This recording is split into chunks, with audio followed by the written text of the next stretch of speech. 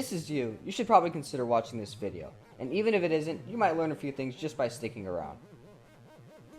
Alright, now before I get into anything, this guide isn't about what the best guns are to use or what the best setups are. I'll be covering just more general knowledge of the game that you should probably know. Anyways, with that out of the way, in this video I'll be talking about some tilt binds I like to use, the basics of movement, flanking, and a few other things I'll mention later. First, I'll talk about tilts. Tilts are just something I just don't see that many people use, but they're really good if you learn how to use them. The default tilt binds for PC players are set to Q and E, but you can actually set them to your mouse's side buttons if you have a mouse that has side buttons and the right programs to do it.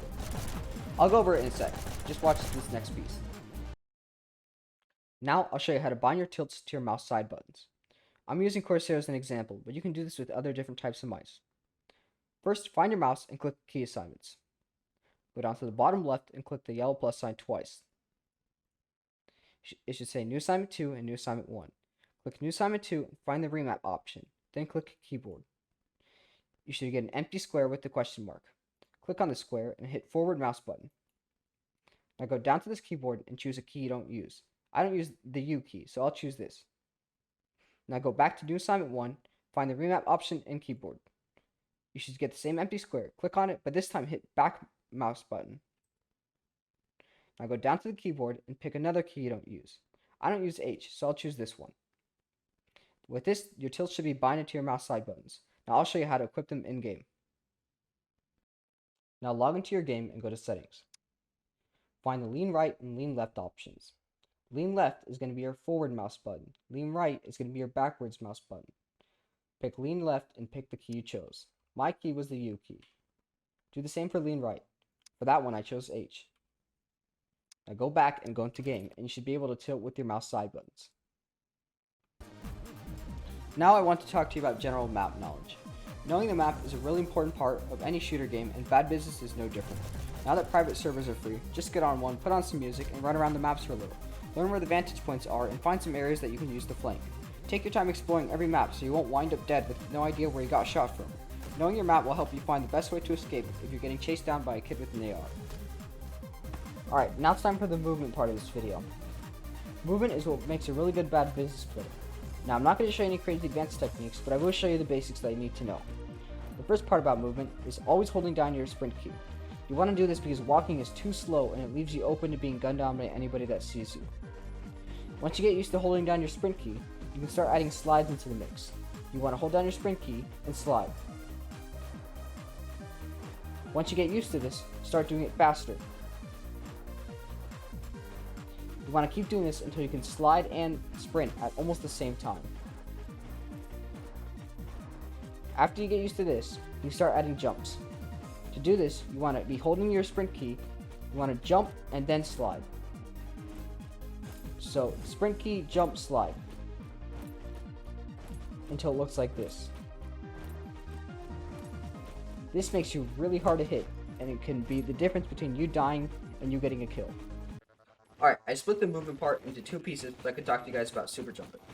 If you're playing on a Mac, console, or phone, or you don't have access to a Roblox FPS unlocker, then you can skip this part. Anyways, super jumping is being able to do stuff like this.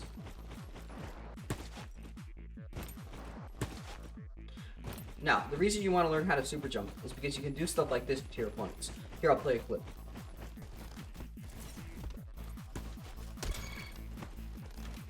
If you want to super jump, you're going to need a Roblox FPS unlocker. If you don't have one and don't know how to get one, just do a quick search on how to download one on YouTube. There's a ton of guides for you. Now, for those of you that already have one up and running, I'll show you how to get the hang of super jumping.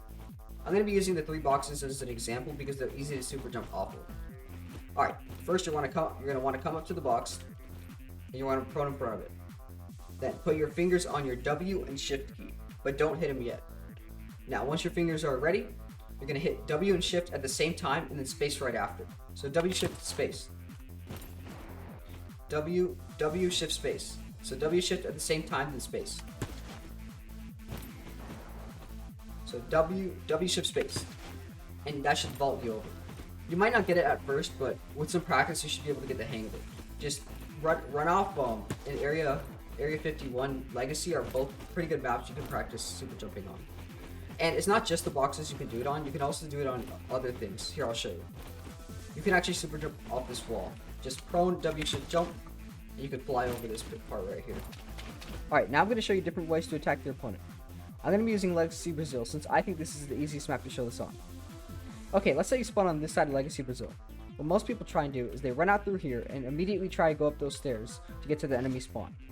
And that's exactly what you don't want to do because your opponent has 2 angles on you and high ground. They can shoot you from up there and up here. Now, the only scenario in which you want to go up those stairs is if your whole team is following you or your team's already destroying the other team. Here's what you can do instead of running up the stairs. First, you can try and pick off people in the window by using these 3 boxes as cover. Although this method is pretty risky. The other method you can try is flanking. Now, I'm going to be using the right hallway to flank. When flanking in hallways, you want to try keeping to the edges as much as possible so you can surprise attack people. Here, I'll show an example.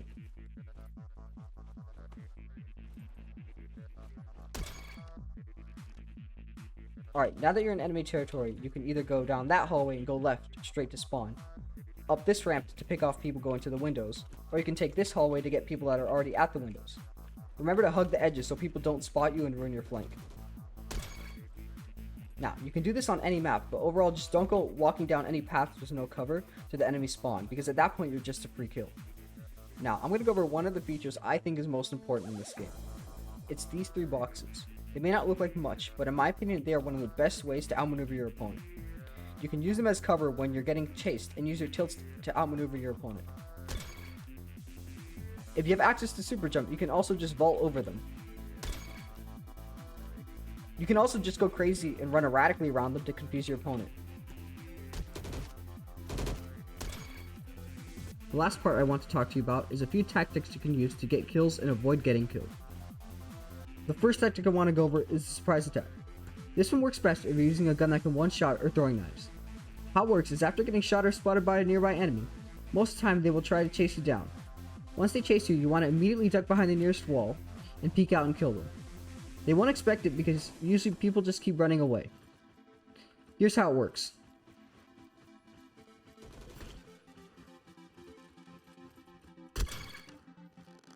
The next one I want to show you is window jumping. You can jump through these tiny windows right here. Now, how you do it is when you jump, you want to hit prone at the same time. And that lets you jump through these small windows.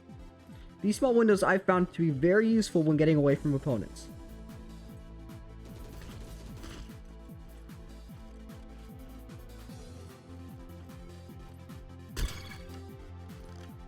The last tactic that I want to show you, that I can actually remember, is how to avoid getting knifed most of the time.